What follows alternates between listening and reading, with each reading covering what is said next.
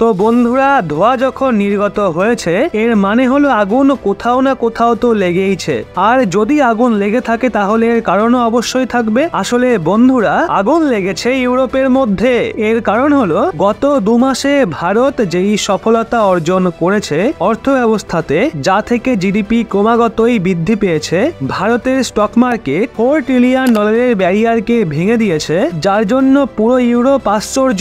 ভারতের যে সম্পদ রয়েছে সেটা একের পর এক নতুন শীর্ষ ছুঁয়েছে। আর ভারতের এক্সপোর্টের বিষয়ে কি বলবো, সেটা তো খুবই দ্রুত গতিতে বৃদ্ধি পাচ্ছে। এগুলোকে দেখে ইউরোপের সেই সব ধনী দেশগুলো যারা ভাবতো ভারতের লোকজন তো খারাপ, এরা তো সবসময় আমাদের গোলাম থেকেছে, এরা কখনোই আমাদের ওপর যেতে পারবে না। তো এখন আপনি নিজেই ভাবুন, এইরকম চিন্তা ধারা রাখা দেশগুলোর ওপর দিয়ে যখন ভারত এগিয়ে যাবে, ইউরোপের 30টা ধনী দেশের সম্মানকে মাটির সাথে মেশাবে, তখন কি এটা তাদের হজম হবে? আর যখনই সেটা হজম হবে না, তখন এরা এমন এমন সিদ্ধান্ত গ্রহণ করবে যা থেকে ভারতের ক্ষতি হবে। কিন্তু এই দেশগুলোর এটাও জানা রয়েছে যে এরা ভারতের সোজাসুজি কোনো ক্ষতি করতে পারবে না, কারণ ভারত অনেক বড় অর্থ ব্যবস্থা, একটা মহাশক্তি বলতে পারেন। এই অবস্থায় যদি এরা সোজাসুজি টক্কর নেয় তাহলে তাদের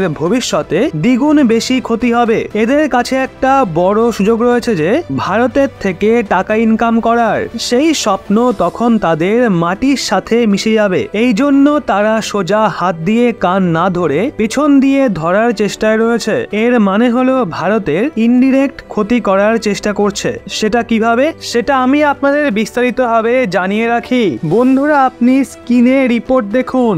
বিজনেস স্ট্যান্ডার্ড ভারত সরকারের ডেটাকে নিয়ে একটা রিপোর্ট পেশ করেছে, যেখানে বলা হয়েছে গত কিছু মাসে, বিশেষ করে অক্টোবর মাস পর্যন্ত ভারত যে সমস্ত জিনিস বিক্রি করে বিশ্বের বিভিন্ন দেশকে, সেখানে ভারতের এক্সপোর্ট দ্রুত গতিতে বৃদ্ধি পেয়েছে। বিশেষ করে এরা বলেছে ইউএস অর্থাৎ আমেরিকার মধ্যে, সৌদি আরবের মধ্যে, ইউনাইটেড আরব আমিরাতের মধ্যে, এই দেশগুলোতে ভারতের এক্সপোর্ট খুব বৃদ্ধি পেয়েছে। আর এটা ক্রমাগতই বিশাল আকার ধারণ করছে, যার কারণে ভারতীয় অর্থ ব্যবস্থার অনেক উন্নতি হচ্ছে। বিশেষ করে যদি আমেরিকার কথা বলা হয়, তাহলে আমেরিকা আমাদের সবচেয়ে বড় ব্যবসায়িক পার্টনার হয়ে গেছে। এর মানে হলো আমরা সবচেয়ে বেশি ব্যবসা আমেরিকার সাথেই করে থাকি, আর এতে সবচেয়ে বেশি লাভও আমাদেরই হয়। কারণ আমরা যখন আমেরিকার সাথে ব্যবসা বাণিজ্য করি, তখন আমরা ট্রেড ডেফিসিটে নয়, বরং ট্রেড বেনিফিটে করে থাকি। অর্থাৎ এর মানে হলো আমরা আমেরিকাকে বেশি এক্সপোর্ট করি আর তাদের থেকে কম ক্রয় করি, যা থেকে আমাদের সম্পদে মোটা লাভ হয়। কিন্তু এতে যে লাস্ট লাইনটা বলা হয়েছে সেটা অনেক গুরুত্বপূর্ণ। তাতে বলা হয়েছে সবার সাথে তো আমাদের এক্সপোর্ট বৃদ্ধি পেয়েছে, কিন্তু ইউরোপের মধ্যে, বিশেষ করে ইউরোপীয় ইউনিয়নের মধ্যে ভারতের যে এক্সপোর্ট রয়েছে সেটা অনেক কমে গেছে। বিশেষ করে ইউরোপীয় ইউনিয়নে যে ইঞ্জিনিয়ারিং প্রোডাক্ট রয়েছে বা ইঞ্জিনিয়ারিং গুডস রয়েছে, সেগুলো ভারত বেশি মাত্রায় এক্সপোর্ট করে থাকে। তো সেই ইঞ্জিনিয়ারিং গুডসে একটা বাম্পার ঘাটতি লক্ষ্য করা গেছে, যেখানে বলা হয়েছে ইতালিতে যেই ইঞ্জিনিয়ারিং গুডস এক্সপোর্ট করা হয় সেটাতে 23% ঘাটতি হয়েছে, নেদারল্যান্ডে সেটা 52% পর্যন্ত নেমে গেছে। আপনাদের বলে রাখি, নেদারল্যান্ড আমাদের একটা বড় ব্যবসায়িক পার্টনার। শুধু তাই নয়, বেলজিয়ামেতে 21%, এছাড়াও আরো অন্যান্য দেশেতে 2%, 4% এমন ঘাটতি লক্ষ্য করা গেছে। আপনার প্রশ্ন আসতেই পারে যে এত ঘাটতি কেন, এই ঘাটতি কেন আসছে? তো বন্ধুরা, এর কারণ হলো ইউরোপীয় ইউনিয়ন ভারতের আলাদা আলাদা প্রোডাক্টের ওপর কিছু মাস অন্তর অন্তর ইম্পোর্ট ডিউটি লাগিয়ে চলেছে।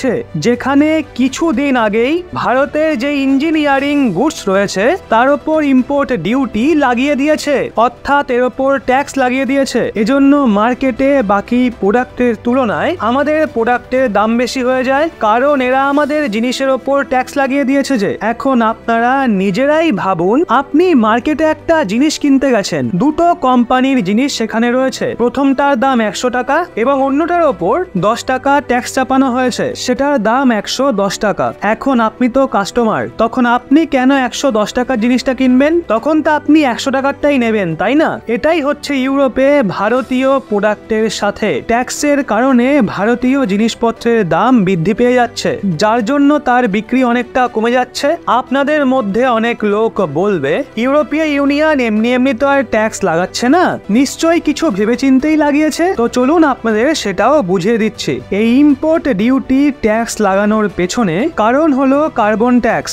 আসলে ইউরোপীয় ইউনিয়নের কথা হলো, ভারতে যে প্রোডাক্ট তৈরি করা হয় সেটা তৈরিতে পরিবেশের নিয়ম ভঙ্গ হয়। এজন্য ভারতে যখন প্রোডাক্ট তৈরি হয় তা থেকে দূষণ বেশি মাত্রায় বৃদ্ধি পায়। সেই দূষণকে আমরা ক্লিন করব কিভাবে? তাদের কথা হলো, ভারতীয় জিনিসপত্রের ওপর ট্যাক্স লাগিয়ে সেই ট্যাক্স থেকে যে ইনকাম হবে তা আমরা বিশ্বের পরিবেশকে ক্লিন করতে ব্যবহার করব।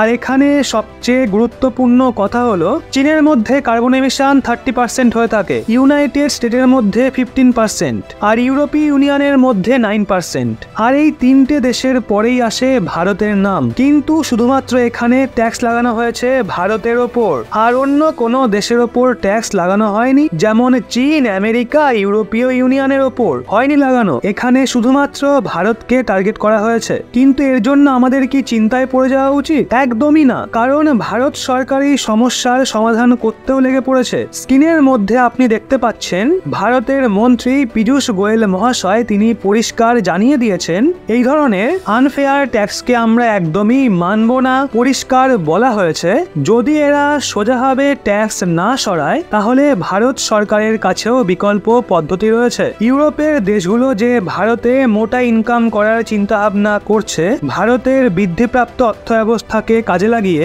ভারতও সেখানে বাধার সৃষ্টি করবে, যেটা ইউরোপের জন্য অনেক কষ্টদায়ক হবে।